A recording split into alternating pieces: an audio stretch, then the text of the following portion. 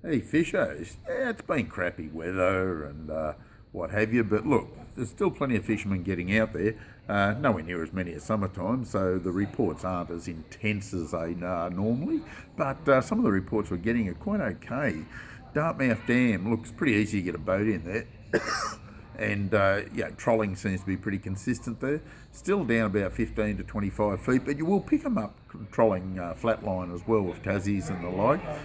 They're getting some very, very good fish. Look, averaging about or just under a kilo. They're getting a fair few in the reg dam just below Dart too, by the way, which you need to fish off the bank. You can't put a boat in there. But Dartmouth itself's pretty good. Hume Weir. Didn't get a lot of reports this week, but a couple we did get were quite sizable fish. There was the odd trout up to about 70, so they're big trout. 70 centimetre trout's huge, big browns.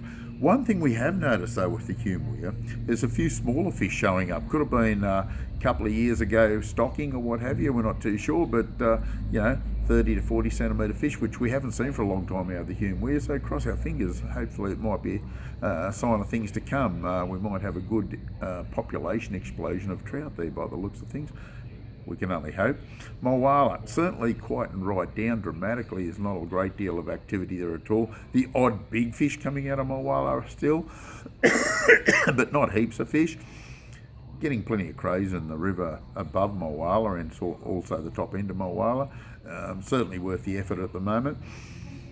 Murrumbidgee River, went down and had a look a minute ago actually, and it's a fair bit of colour. It's about 1 foot visibility. If you're a good caster, you should be able to get a few on lures. If you cast dark coloured spinnerbaits or hard bodies, blacks or purples will certainly do the job. But you could go outside the square and throw a white one around, totally white. That might make a difference. But you need to put it right in front of the fish to get a strike. Bait fishermen will do all right.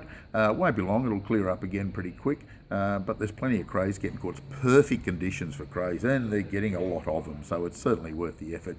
The river's come up to 1.22, so it'll probably drop a little bit again, but look, it's over a metre, easy to put your boats in. Most boat ramps will be accessible except for Currawarna and Colhagen's. They're still going to be a little bit on the tough side, but everything else is going to be okay.